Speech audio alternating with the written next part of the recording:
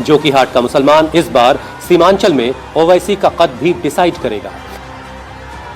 लेकिन 65% मुसलमान वोट वाले जोकीहाट में इस बार बहुत कंफ्यूजन है। 4 बड़ी पार्टियों ने 4 मुसलमान उम्मीदवार उतारकर खेल दिलचस्प बना दिया है। जोकीहाट से कोई भी पार्टी जीते, कोई भी हारे, फिर भी लगभग ये तय है कि विधायक मुसलमान ही बनेगा। लेकिन 4 बड़े मुसलमान उम्मीदवार होने के चलते भाईजान किसके साथ जाएं, ये फैसला करना थोड़ा मुश्किल हो गया है।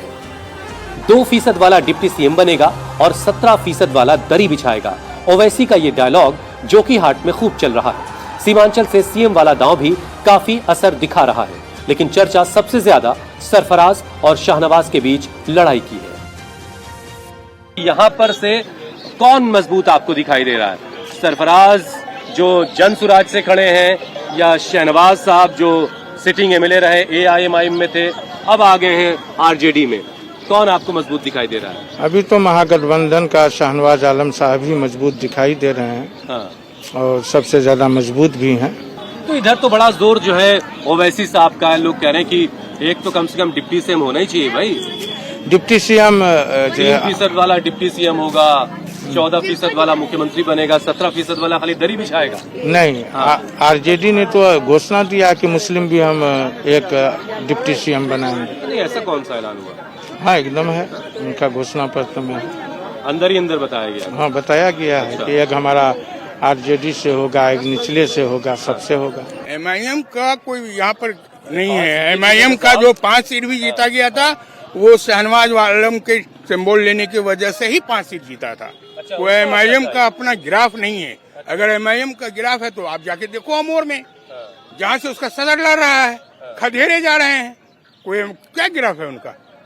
एमआईएम को कोई गिराफ नहीं। जब वो हैदराबाद में 9 सीट नहीं ला सकता है तो बिहार में आकर के सिर्फ सीमांचल में मुस्लिम बाहुल्य क्षेत्र में हल्ला करने से तो आप मुसलमानों की हिस्सेदारी की बात करते हैं, वो मेरी आपको बात सही तो लगती है या गलत लगती है? बिल्कुल गलत है। गलत है। बिल्कुल, जब तक सेकुलर लोग एक साथ नहीं हो सकते हैं, चाहे वो किसी भी जात का हो, अच्छा, तो हिस्सेदारी कहाँ से हो जाएगी? आप खाली माइक में हिस्सेदारी करोगे।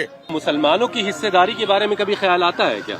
हजरत, आता तो सब चीज है, लेकिन क्या करें, हालात से दो चार है। अब्दुल गफूर साहब यहाँ से मुख्यमंत्री रहे, जी, अब आप डिप्टी सीएम भी नहीं बन पा रहे हैं, विधायक मंत्री नहीं बन पा रहे हैं, तो ये बात मुसलमानों को परेशान कर रही है। जी जी, बेशक बेशक, ये बात दिल में चुभा है कि तेजस्वी यादव ने। क्या आपको लग रहा है कि मुसलमानों को हिस्सेदारी देने को तैयार है? सर, अभी जो इलेक्शन में उन्होंने जो बयान दिया है कि 2% वाले डिप्टी सीएम बनेंगे और मतलब 18% वाले दरी बिछाएंगे, ये उनके बयान से बहुत सारे हालात जो है मायूस कुन हो गए हैं। ओवैसी साहब के बयान से? नहीं, तेजस्वी साहब के बयान से कि 18% वाले जो है दरी बिछाएंगे, 2% वाले डिप्टी सीएम बनेंगे। इस वजह से मतलब है कुछ थोड़ा सा तना माहौल चल रहा है। आज ओवैसी जी आ रहे हैं, चाहे मोदी जी आ रहे हैं, ये सब मुद्दा जो उठाते हैं सिर्फ हिंदू मुसलमान का आज के डेट में इंडिया में 15 साल से चल रहा है। और जब से मोदी और ओवैसी आया तब ये से चल रहा है। इससे पहले तो हिंदू मुसलमान कोई नहीं बोला आज तक कभी। सुनिए, गलत ये सब कीड़ा है। बिट्टू को जी जी हिस्सेदारी दिलवाना चाहते हैं, तो क्या गलत बात है? अभी उसका जोड़ी नहीं है। इंडिया अभी सेकुलर है, इंडिया में जोड़ी नहीं है किसी को हिस्सेदारी दिलाने का। इंडिया में सबको अपना हक का खुद मिलता है, किसी को दिलाने का जोड़ी नहीं है, किसी का बाप बनने का जोड़ी नहीं है। मुसलमानों की एक राय ये है कि हिस्सेदारी वाली बात जो है वो ज्यादा इसलिए की जा रही है कि वोटों का बंटवारा हो सके, और वो ये बिट्टू ये भी कह रहे हैं कि उन्हें उनके हिस्से का हक मिल रहा है।